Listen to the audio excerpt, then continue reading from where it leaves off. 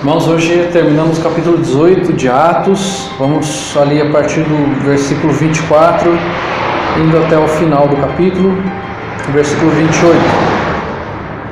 Desse lado de Atos 18 vai nos falar assim: nesse meio tempo, chegou a Éfeso um judeu natural de Alexandria, chamado Apolo, homem eloquente e poderoso nas Escrituras.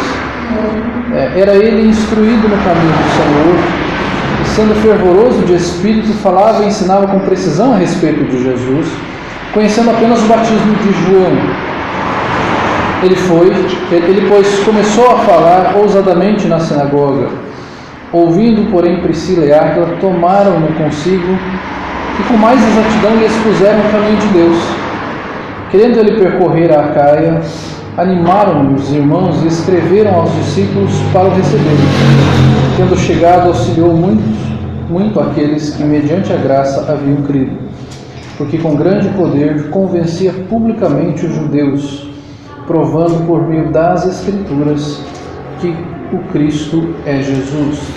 Então aqui nós vemos a aparição de uma personagem aqui, de um homem chamado Apolo. Fala que ele era natural de Alexandria, e fala aqui nas Escrituras que ele era eloquente e poderoso nas Escrituras. O que quer dizer com eloquente? Que ele falava muito bem, que ele falava com precisão acerca das Escrituras, que ele trazia os ensinamentos da Bíblia com muita clareza.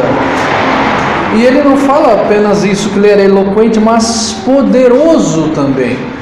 O que quer dizer poderoso aqui? Quer dizer que aquilo que ele trazia com precisão não era apenas algo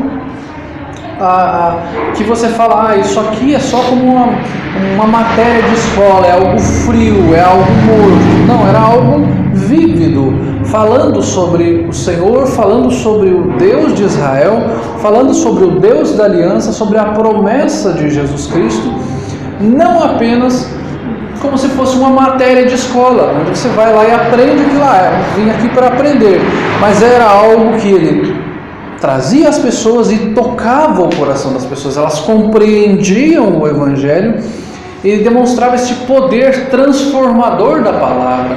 A palavra de Deus nos fala lá em Hebreus capítulo 4, versículo 12, que a palavra de Deus ela é viva e eficaz. Então ela não é mais um livro teórico como aqueles manuais que você pega e normalmente você não lê. Chega lá na sua casa, aquele eletrodoméstico, aquele eletroeletrônico que você comprou, e vem aquele manual em inglês ou em mandarim. E mesmo em português, você pega e começa a ler, não vou ler isso aqui não, é chato. A Bíblia não é apenas um manual, ela é o livro da vida, aquele que nos traz a vida, que nos traz salvação, nos traz esperança, nos traz consolo. A Bíblia não é apenas um livro de regrinhas, como alguns pensam, eu vou ler a Bíblia aqui e ela é um livrinho de regras, isso pode, isso não pode, isso pode, isso não pode. É apenas aqueles risquinhos lá que você coloca um monte de coisinhas ali e fala, esse aqui dá para fazer, esse aqui dá, esse aqui não dá, esse outro não dá, esse nem pensar. Não, traz vida, traz esperança, traz alegria. Quando alguém ouve a mensagem do Evangelho, a mensagem do Evangelho é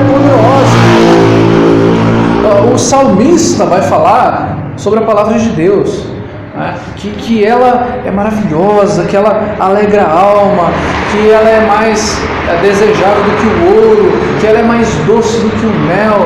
Então é aquele sentimento dele falar, olha, a palavra de Deus ela é maravilhosa, ela é sensacional, ela é poderosa, ela transforma, ela regenera, ela nos traz ânimo, ela nos traz um refúgio, ela nos repreende quando necessário. Paulo vai falar para Timóteo, na segunda carta, ele vai falar no capítulo 3, versículo 16, que toda a Escritura é inspirada por Deus e útil para o ensino, a repreensão, correção. Então ela é importante para isso, ela repreende, ela corrige, ela exorta, ela nos conduz pelo caminho correto. Então ela é muito mais do que um manual. Ela é uma bússola, ela é um GPS. Bússola já é antigo, né? GPS. Aquele GPS que me manda para o lugar certo, que me mostra o caminho da salvação, que me dá esperança, que me dá o alívio quando eu necessito, quando eu estou triste, quando eu estou carente, o Senhor me supre. Quando eu estou com medo, eu me refugio no Senhor, eu vejo nas Escrituras que Ele é meu socorro bem presente na hora da tribulação. Quando eu me sinto longe, eu me sinto desprezado por alguém, o Senhor fala ainda que um pai esqueça, uma mãe esqueça de um filho recém-nascido, eu não vou esquecer de você. É isso que a Bíblia nos mostra, ela nos acolhe, ela nos mostra quem Deus é. Ela mostra que nós não somos abandonados em nenhum momento por Deus, mostra a fidelidade de Deus, o amor de Deus, a graça, a sua misericórdia, a justiça de Deus. Então, Apolo, ele era um homem eloquente, didático nas Escrituras, mas ele trazia este poder da Bíblia, anunciava mesmo a Bíblia, e não como os religiosos da época de Jesus e de Paulo ali, que eles faziam da Bíblia um livro de regras. Os fariseus chegavam ali e começavam a criar regras para guardar o sábado, criar regras para a entrega de dízimo, criar regras para as orações e tantas outras regras eles criavam e tornavam a vida de um crente como algo mecânico. É só mecânico, se faz assim, faz assado, desse jeito, daquele outro jeito, tantos minutos, tantos quilômetros, se lava assim, é algo mecânico, morto, sem vida alguma. E aqui fala que Apolo era poderoso nas Escrituras. O texto continua falando no versículo 25, que era ele instruído no caminho do Senhor, sendo fervoroso de espírito. Falava e ensinava com precisão a respeito do Espírito de Jesus, conhecendo apenas o batismo de jogo. Então fala, ele era instruído no caminho do Senhor, havia recebido a mensagem do Senhor, conhecia a palavra de Deus, e ele era fervoroso de espírito. Não era aquela pessoa que é indiferente, que ele é só religioso, mas a vida com Deus é indiferente. O pecado não tem problema algum, eu ter uma vida longe do Senhor não tem problema,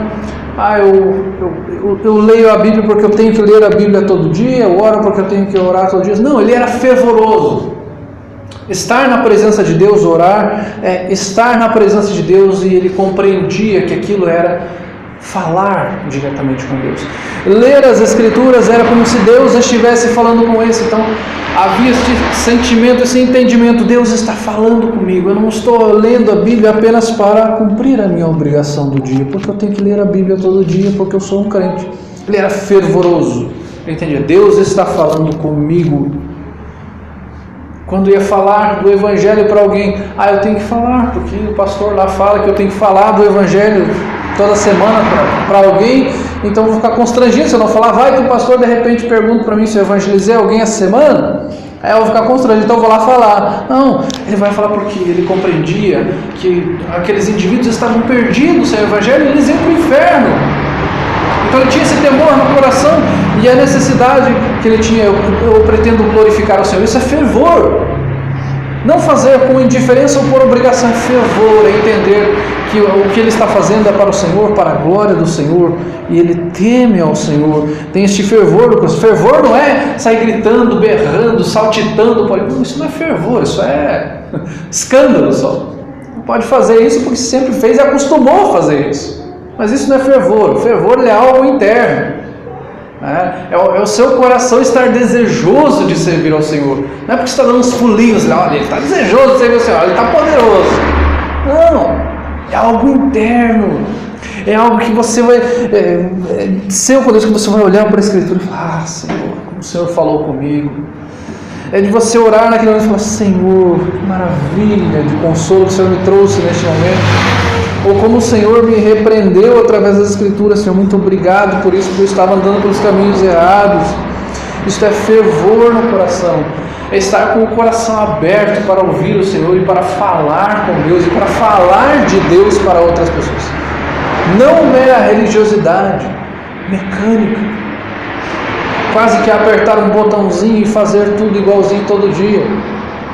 Levanta da cama, faz uma oração, toma um café, vai trabalhar ou para a escola, volta da escola, ora na hora do almoço, vai descansar um pouquinho, volta a trabalhar ou para a escola de novo, volta para casa, ora, janta, descansa um pouco, ora, vai dormir. Isso pode acontecer? É uma rotina? Essa rotina isso acontece, você tem que ir para a escola, você tem que trabalhar. Mas isso pode se tornar meramente algo automático. Você faz porque você sempre fez. Torna-se quase que um ato reflexo. Você está fazendo ali, sempre fez. Você não está fazendo, às vezes nem entende. Se tornou algo tão frio, tão distante, que você já não tem mais aquele fervor, aquele temor que você está falando com você. É horário do almoço, vamos orar. É horário de dormir, vamos orar. Agora a gente vai viajar, agora a gente vai sair, vamos orar. Agora está na hora de fazer o nosso devocional. Tudo isso é importante, mas tudo isso tem que estar junto com o fervor. Lembra, o fervor não é pular, saltitar, se agitar. É algo interno, eu preciso. Eu necessito ouvir a voz de Deus através da palavra. Eu necessito falar com Deus através da oração. Pode ser sempre nos mesmos horários. Não, o problema não é o horário. Estou falando que nós corremos o risco de nos transformarmos em robozinhos automáticos. Estamos programados para fazer tudo no mesmo horário. Você vai numa empresa, lá tem lá, tudo programadinho. Agora vai fazer isso, agora vai fazer aquilo outro. Agora aquela máquina vai funcionar, agora essa vai fazer isso, agora aquela vai fazer aquilo outro. Em tal horário, no mesmo minuto, no mesmo segundo. Nós somos pessoas, seres humanos, feitos à imagem e semelhança de Deus para termos fervor no coração, conhecermos quem Ele verdadeiramente é. E Apolo tinha esse fervor no coração, sendo fervoroso de espírito, falava e ensinava com precisão a respeito de Jesus. Ele falava e ensinava a respeito de Jesus, com todo este fervor, com todo este temor, falava com precisão. Ele conhecia as Escrituras, ele conhecia a Jesus Cristo. E o texto aqui nos fala de um detalhe muito importante, que ele conhecia apenas o batismo de João. Guarde esta frase, que nós vamos falar sobre ela daqui a pouquinho. O versículo seguinte vai falar: ele, pois, começou a falar ousadamente na sinagoga. Ouvindo, porém, Priscila e Áquila, tomaram-no consigo e com mais exatidão lhe expuseram o caminho de Deus. Ora, mas o texto ele fala que ele era fervoroso, que ele falava com precisão acerca da palavra de Deus, que ele era uma pessoa que era eloquente e poderoso nas Escrituras. Como então que Áquila e Priscila estão ali na sinagoga e ouvem Apolo pregando? Fala que Áquila e Priscila vão falar da palavra de Deus para ele com mais exatidão. Vamos compreender aqui que aqui ainda há aquela fase de transição, onde Cristo morreu e ressuscitou, há um antes do Pentecostes ali, descido do Espírito Santo. Nós vemos ali que há o derramamento do Espírito em Samaria também. Vamos ver aqui para frente mais um momento. E alguns ainda conheciam apenas o batismo de João. Primeiro, então, nós vemos que Áquila e Priscila vão pregar para ele com mais exatidão acerca disso, porque ele conhecia apenas o batismo de João. Qual era o batismo de João? O batismo de João falava acerca de arrependimento de pecados. E João mesmo vai falar que ele batizava com água e Jesus batizava com o Espírito. Isso é importante saber. E Apolo conhecia apenas o batismo de João. Se nós formos voltar lá para o Antigo Testamento, nós vamos ver que há promessa lá no Antigo Testamento para o derramamento do Espírito sobre todo cristão. nós vamos ver em Isaías 61, em João capítulo 2, vamos ver em outras passagens das Escrituras do Antigo Testamento, esta promessa do derramamento do Espírito. O crente do Antigo Testamento tinha o Espírito também.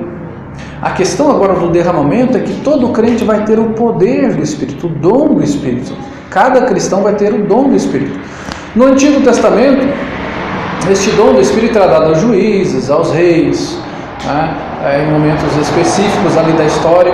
Então, estes eram os profetas. Então, eles recebiam este poder do Espírito para serem usados por Deus para levar a mensagem. Já no Novo Testamento, há esse derramamento do Espírito com o poder do Espírito.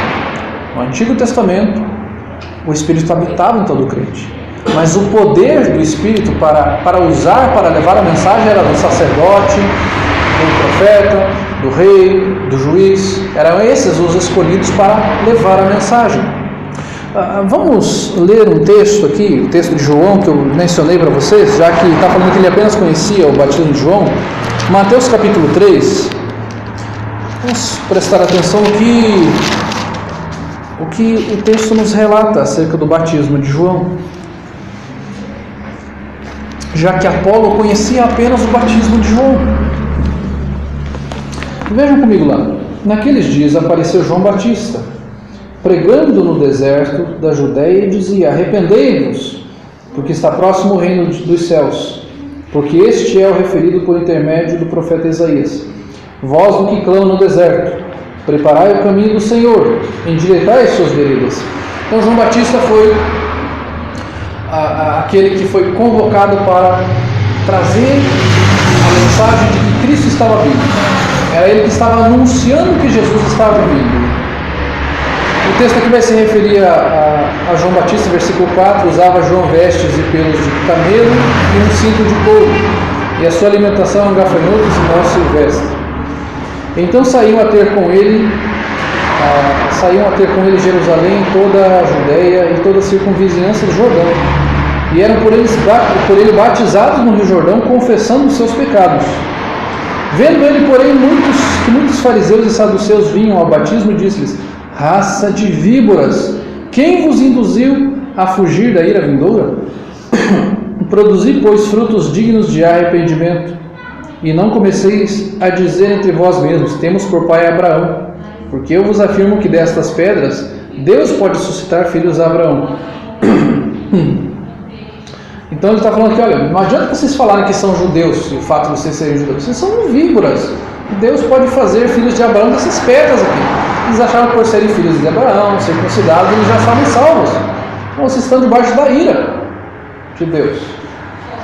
Versículo 10 vai falar: já está posto o machado à raiz das árvores. Toda árvore, pois que não produz bom fruto, é cortada e lançada ao fogo. E aí então ele vai entrar na questão do batismo. Versículo 11: eu vos batizo com água para arrependimento, mas aquele que vem depois de mim é mais poderoso do que eu, cujas sandálias não sou digno de levar. Ele vos batizará com o Espírito Santo e com fogo. A sua pá ele tem na mão e limpará completamente a sua eira. Recolherá o seu trigo no celeiro, mas queimará a palha em fogo inextinguível. Então ele está falando aqui: eu, João Batista, batizo com água para arrependimento, para vocês reconhecerem que o batismo, ele é um momento em que você reconhece que você necessita de arrependimento de pecados. Este é o rito do batismo. Mas Jesus veio trazer um batismo superior a esse, que é o batismo com o Espírito Santo. Então Jesus vem trazer o batismo com o Espírito Santo. Ele fala: eu não sou digno nem de carregar as sandálias dele, a sandália que ele pisa no pó, eu não sou digno nem de levar a sandália dele. E ele fala: ele vos batizará com o Espírito Santo e com fogo. Agora, o que João Batista quer dizer com Jesus batizar com o Espírito Santo e com fogo? Que Jesus iria chegar ali e iria batizar com o Espírito, então todo mundo ia começar a falar em línguas e profetizar, e nossa, não é isso que o texto está falando. Perceba que Jesus aqui, João Batista vai falar sobre dois tipos de batismo. Ele vai falar que Jesus vai batizar com o Espírito Santo e com fogo. Veja, ele vai falar, a sua pá, ele a tem na mão, e limpará completamente a sua eira, e recolherá o trigo no celeiro. Então ele está falando como se ele estivesse separando o trigo. Ele vai pegar a pá, vai pegar o trigo, e vai colocar no celeiro. Mas queimará a palha em fogo inextinguível. Então ele fala, o batismo com o Espírito Santo é o batismo que se refere à salvação. Então no momento que você crê no Evangelho, você é batizado com o Espírito Santo. Este é o batismo. Paulo vai falar em Efésios capítulo 1, versículo 13, que nós somos, quando nós cremos, nós somos selados com o Santo Espírito da promessa. E aqui João Batista está falando que o batismo com o Espírito Santo é como se fosse o trigo que é colocado no celeiro. E o batismo com fogo, ele fala, mas queimará a palha em fogo inextinguível. Ele está separando o trigo e vai guardar o trigo. A palha ele vai pegar e ele também vai batizar com fogo. Vai queimar a palha. Então o que João Batista está falando aqui, ele vai batizar com o Espírito Santo. Então há dois tipos de batismo que Jesus faz. É o batismo com o Espírito. O seu povo para a salvação, para a preservação. O Senhor vai colocar no celeiro o seu trigo. E aquilo que não serve, ele vai batizar com fogo.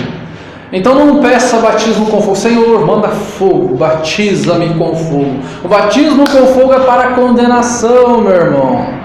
É para queimar. Então não fala, Senhor, vem e desce fogo sobre mim. O texto aqui está falando que ele vai queimar a palha em fogo inextinguível. Quando ele fala em fogo inextinguível, ele está se referindo a inferno, perdição.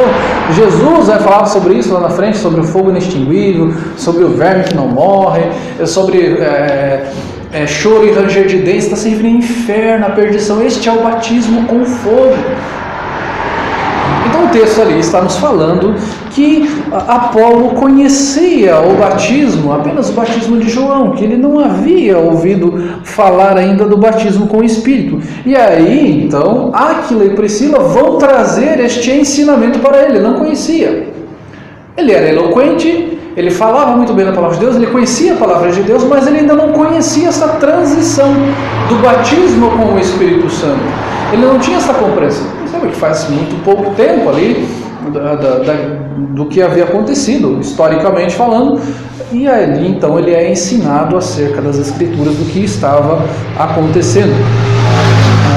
Então há esta necessidade de ele compreender isso, de que o crente recebe o Espírito. Nós vamos ver na semana que vem, em Atos capítulo 19, lá em Éfeso, quando Paulo chega lá, que falando, nós nem ouvimos falar do Espírito. Nós conhecemos aqui o batismo de João, mas nunca ouvimos falar de batismo do Espírito. Não sabemos nem o que é isso. Então havia esta necessidade desta compreensão da palavra nesse sentido. Aquilo que Apolo conhecia do Antigo Testamento, de como o Antigo Testamento apontava para Cristo, da espera de tudo aquilo que os profetas falavam, de tudo que os livros históricos falavam, de tudo aquilo que os salmos falavam acerca de Jesus, ele compreendia tudo isso. Ele anunciava de forma clara tudo isso, mas ainda não havia compreendido esta questão da descida do Espírito Santo. Há um outro texto que nós poderíamos pegar também em Atos capítulo 1, do versículo 4 ao versículo 8, onde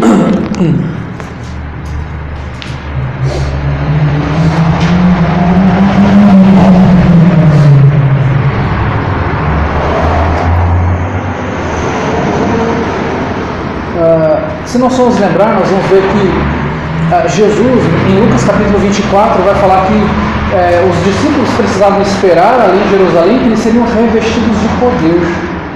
Então eles esperaram um tempo ali para serem revestidos de poder. Esse poder era o Espírito Santo. E aí então, Atos capítulo 1, versículo 4, vai falar: e comendo com eles, determinou-lhes que não se ausentassem de Jerusalém, mas que esperassem a promessa do Pai, a qual disse ele: de mim ouviste. Porque João, na verdade, batizou com água, mas vós sereis batizados com o Espírito Santo não muito depois desses dias. Eles seriam batizados com o Espírito Santo e com Nada, o Espírito Santo. São batizados com o Espírito Santo, não muito depois desses dias. Então os que estavam reunidos lhe perguntaram: Senhor, será este o tempo em que restaures o reino de Israel? Respondeu-lhes: não vos compete conhecer tempos e épocas que o Pai reservou pela sua exclusiva autoridade. Mas recebereis poder ao descer sobre vós o Espírito Santo, e sereis minhas testemunhas, tanto em Jerusalém, como em toda a Judéia e Samaria, até os confins da terra. Então aqui ele fala: o poder vai vir sobre vocês, e vocês serão testemunhas em todos os lugares. Este derramamento do Espírito que havia sido profetizado lá em Joel vai se cumprir aqui. Esse derramamento do Espírito que era algo para o futuro, agora é algo presente para vocês. Então vocês vão receber o batismo com o Espírito Santo, que é este poder para levar o Evangelho. Fala: recebereis poder e sereis minhas testemunhas. Jerusalém, Judéia, Samaria, até os confins da terra. Então o poder que o Senhor nos dá para pregarmos o Evangelho, este é o poder que o Senhor nos dá. Então aqui o texto nos mostra o que havia sido ensinado para Apolo a partir de aqui, deste momento em que ele não conhecia com precisão ainda estas questões. E o texto então vai seguir ali em frente. Depois que Áquila e Priscila trazem esta mensagem a ele, o texto ali fala: querendo ele percorrer a Acaia, animaram os irmãos e escreveram aos discípulos para o receberem. Tendo chegado, auxiliou muito aqueles que mediante a graça haviam crido. Então ele vai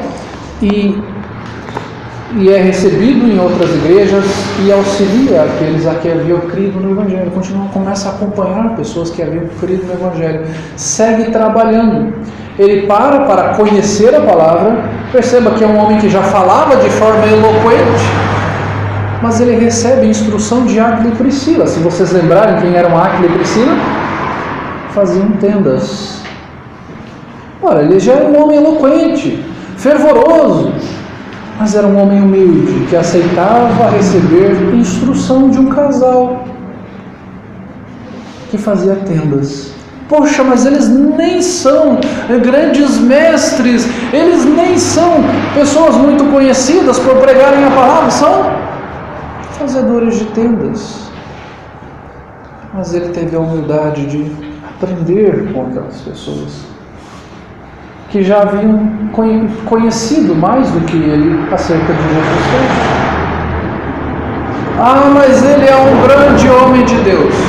Só de uma pessoa pensar assim: eu sou um grande homem de Deus, não preciso aprender com ninguém, já não é um homem de Deus muito grande assim. Na verdade, todos nós somos pequenos diante de Deus. Então não vem com essa: eu desejo ser um grande homem de Deus. Quando alguém fala: eu quero ser um grande homem de Deus, eu tenho pouco conhecimento, você vai falar: tem que cuidar muito com a humildade.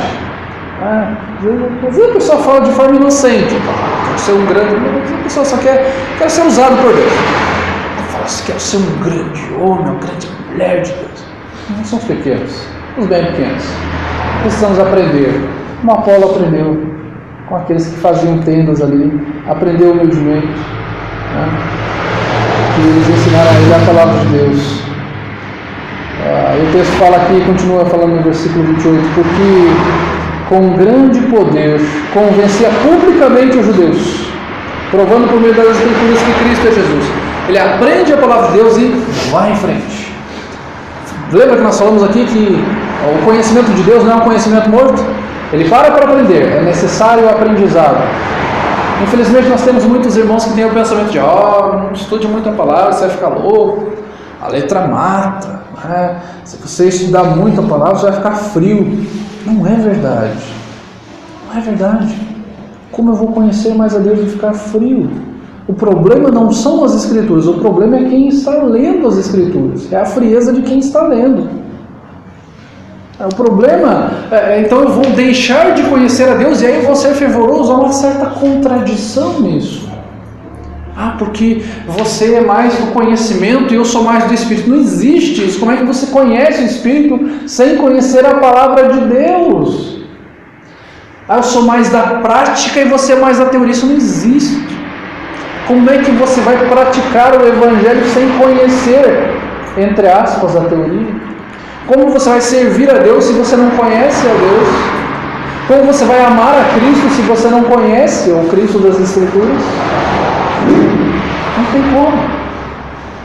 O amor ao Senhor caminha junto com o conhecimento dele através das Escrituras. Ah, mas eu posso receber a revelação de Deus. Poxa, a revelação de Deus, olha quanta revelação tem aqui. Você acha que Deus vai falar só com você, com toda a revelação que Ele já te deu, com tantos profetas que vieram para trazer a mensagem, que morreram para trazer a mensagem, que foram perseguidos, presos, humilhados, o tanto de coisa que aconteceu com eles, e todo o sofrimento que eles tiveram, não serviu de nada, porque Deus agora vai falar só com você. Então você não precisa mais da Bíblia, você fecha a Bíblia, e as dezenas, centenas de homens e mulheres que morreram para que a Bíblia fosse escrita, não serve, porque Deus vai falar comigo mesmo, não preciso ler. Não é assim. Deus teve os seus fiéis aqui que escreveram a palavra de Deus para que você leia a Bíblia, para que você conheça ao Senhor. E aqui Apolo conversa e ele convence judeus, provando por meio das Escrituras que Cristo é Jesus. Ele não chegou lá e falou: eu fui arrebatado até o céu. E aquele que vocês viram lá que foi crucificado, aquele lá é Jesus, creio nele. Ele não fez isso. O texto fala que ele os convenceu por meio das Escrituras. Ele não fez um reteté lá. Ele não fez um sapatinho de fogo lá. Ele não fez uns escândalos, como umas correrias para lá, umas gritarias. Ele convenceu por meio das Escrituras. Ah, porque você não é espiritual, você não faz isso, você é tão teórico. As Escrituras transformam. Emocionalismo não salva. Emocionalismo, no máximo, te deixa com a adrenalina lá em cima, mas não salva. Sinais, maravilhas, não salva. Pode até trazer benefícios, mas não salva. Você pode ir sadio para o inferno se você não conhece a Cristo. Você deve ser convencido por meio das Escrituras. Se vocês lembrarem daquela história de rico e Lázaro, lá em Lucas, o texto lá vai falar que o rico foi para o inferno e aquele mendigo foi para o céu. E o texto nos fala daquele rico lá, falando: eu tenho os meus irmãos lá, manda que alguém falar lá, manda que alguém desça lá e fale com eles.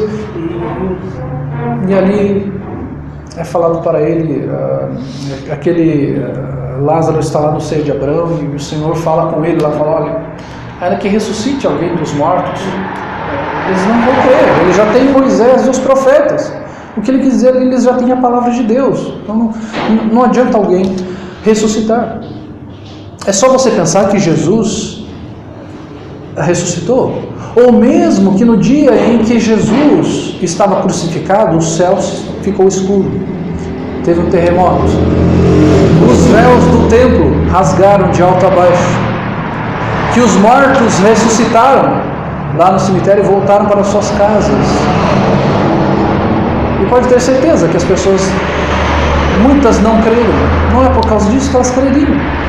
As pessoas que creram, os indivíduos que creram, foi por causa do Evangelho. Não foi por sinais.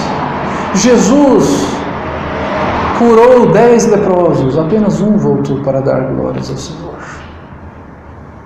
Porque ele reconheceu quem Jesus era, não apenas porque ele foi curado. Não são os sinais. Então aqui Apolo ele vai convencer através da palavra de Deus. Ou seja, você quando for falar de alguém acerca da palavra de Deus, você pode dar o seu testemunho sim de transformação. Mas o que vai transformar aquele indivíduo é a palavra de Deus, é ele conhecer Jesus. Você pode ter um testemunho lindo, e eu espero que você tenha um testemunho de transformação do Senhor, de uma cura maravilhosa que o Senhor fez na sua vida. Eu conheço várias pessoas que foram curadas de formas assim maravilhosas, tremendas, ou pessoas que eram viciadas, ou tinham problemas familiares e foram restauradas. Histórias lindas, tocantes, maravilhosas. Mas o que vai tocar realmente aquele indivíduo, aquela pessoa, é a palavra de Deus. O que salva é ela conhecer a Jesus.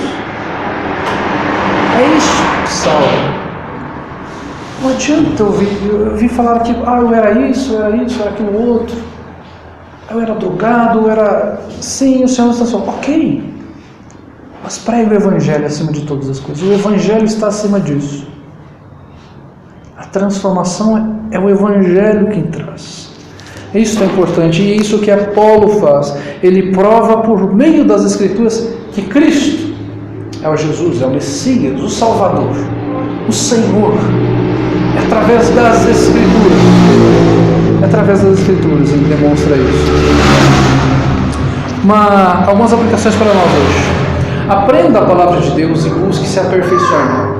Que este aprendizado ele seja algo vívido, não seja mecânico, não seja só para eu aprender. Eu quero fazer uma conferência, participar de uma conferência sobre um assunto muito interessante. Ok, que legal. Mas que o seu objetivo seja conhecer mais ao Senhor, não apenas conhecer mais um assunto. Vai ter uma conferência sobre escatologia, uma conferência sobre a doutrina do Espírito. Vou participar. Tem os conferencistas bons lá. Ótimo. Mas faça isso para servir ao Senhor. Eu quero fazer um seminário. Que ótimo. Você vai fazer para servir ao Senhor? Faça. Infelizmente eu tenho colegas, tenho amigos que fazem seminários apenas para aprender, para serem avaliadores de outros. Para chegar na igreja e avaliar, a pregação do pastor não é tão boa, ou tal pessoa não fala tão bem, ou isso, ou aquilo outro, não gesticula desse jeito, daquele, ou para apenas serem teólogos de internet, ficarem discutindo na internet. Isso não é o objetivo de um cristão. Aprender da palavra de Deus, se aperfeiçoar na palavra de Deus, para ficar discutindo teologia, ridicularizando os outros. Isso não é papel de um verdadeiro cristão. A palavra de Deus é para trazer vida. Busque aperfeiçoar. Seja humilde no aprender. De repente alguém com mais experiência vai conseguir te ensinar alguma questão sobre as Escrituras, porque ele já tem vivido aquilo, já passou por alguma dificuldade e teve que estudar aquele assunto de forma mais acurada. Ele vai poder te trazer uma contribuição, falar, olha só, você está estudando sobre isso? Eu tenho um livro muito bom que eu já li. Eu tenho um vídeo muito bom que eu vi na internet também, com um autor, com um conferencista muito bom, você pode assistir. Seja humilde no aprender. Infelizmente, principalmente no meio reformado, nós temos sofrido de um grave problema de falta de humildade. De jovens, principalmente, que acham que, pelo fato de serem reformados, eles são os bambambãs. Aí eles leem meia dúzia de e-books na internet, principalmente do Vincent Shelby, e eles acham que eles já são teólogos, eles podem discutir com qualquer um. Aí entram em blogs, em Twitter de teólogos, e começam a debater lá, porque eles acham os bonzões. É falta de humildade. É usar o pouco conhecimento que eles têm para se vangloriar e falar, olha como eu sou sábio, olha como eu compreendo a palavra de Deus, olha como eu sou o bom. Tenha disposição de aprender para servir ao Senhor. Esteja disposto a ensinar. Se você está aprendendo, se você já aprendeu, esteja disposto a ensinar. Mas eu não tenho ali o talento para dar uma aula, não precisa ser isso. Você pode ensinar informalmente alguém, dar um conselho informalmente. Pode ali uma pessoa mais experiente chegar num jovem e dar um conselho. É uma senhora que está casada há mais tempo para uma jovem que está casada há pouco tempo chegar e dar um conselho, biblicamente falando. Ter essa disposição de ensinar aquilo que você já aprendeu na Bíblia, passar aos outros. É você ensinar, ser ensinável e ensinar os outros. Isso faz parte da vida cristã. Tem esta disposição de ensinar acerca da palavra de Deus. E use o seu conhecimento, então, como Apolo fez. Ele estava ensinando, foi ensinado com mais exatidão e voltou a ensinar. Tenha disposição daquilo que você aprendeu, servir a Cristo. Não para sua vanglória.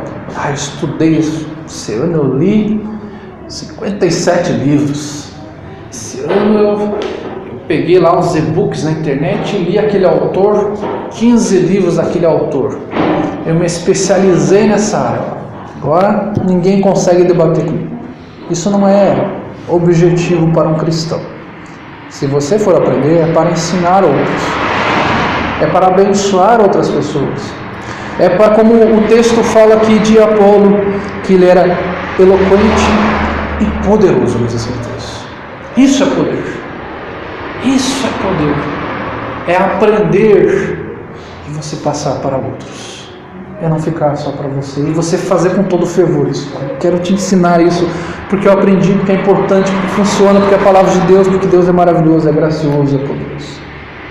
É dessa forma que o povo de Deus tem que ser ensinável e ensinar. É a humildade que o Senhor quer que você e eu tenhamos. De olhar para as Escrituras e falar: Senhor, eu dependo de Ti, fala comigo. E me usa para aquilo que o Senhor foi me ensinar aqui, para falar a outras pessoas. Que Deus nos abençoe.